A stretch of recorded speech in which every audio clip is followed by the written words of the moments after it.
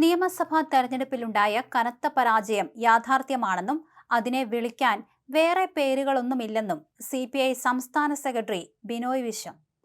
പരാജയത്തിന്റെ മുന്നിൽ നിന്ന് പിന്തിരിഞ്ഞോടാൻ കമ്മ്യൂണിസ്റ്റ് പ്രസ്ഥാനത്തിന് കഴിയില്ലെന്നും ജനങ്ങൾക്കൊപ്പം നിന്ന് പാഠങ്ങൾ പഠിച്ച് ശക്തമായി തിരികെ വരികയാണ് ലക്ഷ്യമെന്നും അദ്ദേഹം മാതൃഭൂമിയോടാണ് വ്യക്തമാക്കിയത്.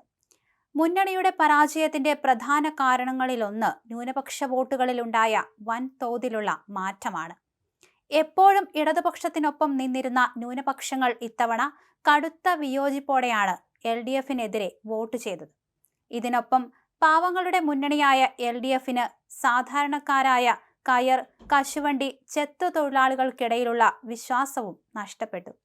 ജനങ്ങൾ ക്ഷേമവും വികസനവും മാത്രമല്ല, ഇടതുപക്ഷത്തിൽ നിന്ന് മറ്റു ചിലതുകൂടി പ്രതീക്ഷിച്ചിരുന്നുവെന്ന് മനസ്സിലാക്കാൻ മുന്നണിക്ക് സാധിച്ചില്ല.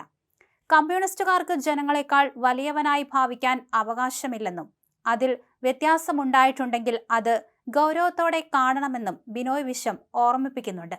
വെള്ളാപ്പള്ളി നടേശനെ പോലെ ഒരാൾ ഇടതുപക്ഷത്തിന്റെ ഏറ്റവും അടുത്ത ബന്ധുവായി മാറുന്നത് ഇടതുപക്ഷ ബന്ധുക്കൾക്ക് അംഗീകരിക്കാൻ കഴിയാത്ത കാര്യമാണെന്നും അതിൽ CPIക്ക് ഒരു പങ്കുമില്ലെന്നും അദ്ദേഹം വ്യക്തമാക്കുകയും ചെയ്തു. SNDPയുടെ പാരമ്പര്യത്തെയും ദർശനങ്ങളെയും പാർട്ടി മാനിക്കുമ്പോഴും വെള്ളാപ്പള്ളി ആ മൂല്യങ്ങൾ ഉൾക്കൊള്ളുന്ന ആളാണോ എന്ന് കേരളം ചോദിക്കുന്നുണ്ട്.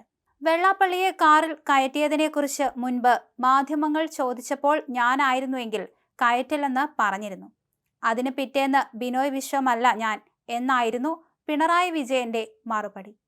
പിണറായി വിജയനല്ല ബിനോയ് വിശ്വം എന്നത് ശരിയാണെന്നും LDFനകത്ത് തങ്ങൾക്ക് രണ്ട് ശൈലിയുണ്ടെന്നും അദ്ദേഹം പറഞ്ഞു. ആരെയാണ് ബന്ധുക്കളായി കൂടെ നിർത്തുന്നത് എന്ന് സമൂഹം എപ്പോഴും നിരീക്ഷിക്കുന്നുണ്ടെന്ന ഓർമ്മ വേണം.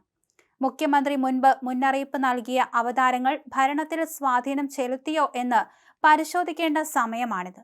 സർക്കാരിന്റെ ചില പാളിച്ചകൾക്ക് പിന്നിൽ ഇത്തരം ശക്തികളുടെ സാന്നിധ്യം ഉണ്ടായേക്കാമെന്നും അവതാരങ്ങൾ അകത്തു കയറിയോ എന്ന് താൻ ഇടതുവേദിയിൽ നിരന്തരം ചോദിച്ചിട്ടുണ്ടെന്നും അദ്ദേഹം കൂട്ടിച്ചേർത്തു. തെരഞ്ഞെടുപ്പ് കാലത്തുയർന്ന LDF അല്ലാതെ മറ്റാരുമില്ല എന്ന മുദ്രാവാക്യവും മുഖ്യമന്ത്രിയുടെ ചിത്രം മാത്രം വെച്ചുള്ള ഫ്ലെക്സുകളും ജനങ്ങൾക്ക് ഉൾക്കൊള്ളാൻ കഴിയാത്തതും പലരിലും വെറുപ്പുണ്ടാക്കിയതുമാണെന്ന് CPI സംസ്ഥാന കൗൺസിൽ വിലയിരുത്തിയിട്ടുണ്ട്.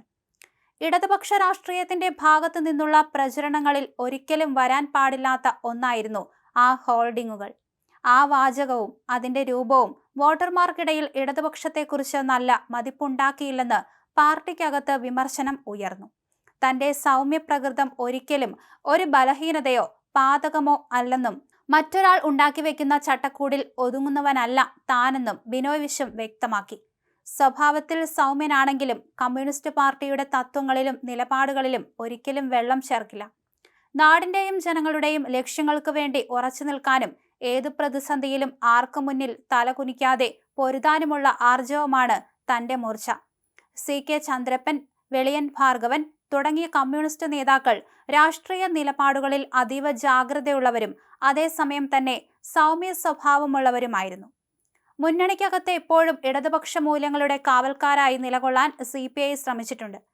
PM ശ്രീ വിഷയത്തിൽ CPI എടുത്ത ശക്തമായ നിലപാടാണ് കേരളത്തിലെ LDFനെ ഇന്ത്യയിലെ ഇടതുപക്ഷത്തിന് മുന്നിൽ ഉണ്ടാകാനിരുന്ന വലിയ അപമാനത്തിൽ നിന്ന് രക്ഷിച്ചത്. ഇലപ്പുള്ളിയിലെ ബ്രൂവറി പദ്ധതി തടയാൻ കഴിഞ്ഞതും RSS നേതാക്കളെ കണ്ട വിഷയത്തിൽ ADGP അജിത് കുമാറിനെ ക്രമസമാധാന ചുമതലയിൽ നിന്ന് മാറ്റാൻ കഴിഞ്ഞതും CPIയുടെ ശക്തമായ നിലപാടുകൾ കൊണ്ടാണ്, അദ്ദേഹം പറഞ്ഞു.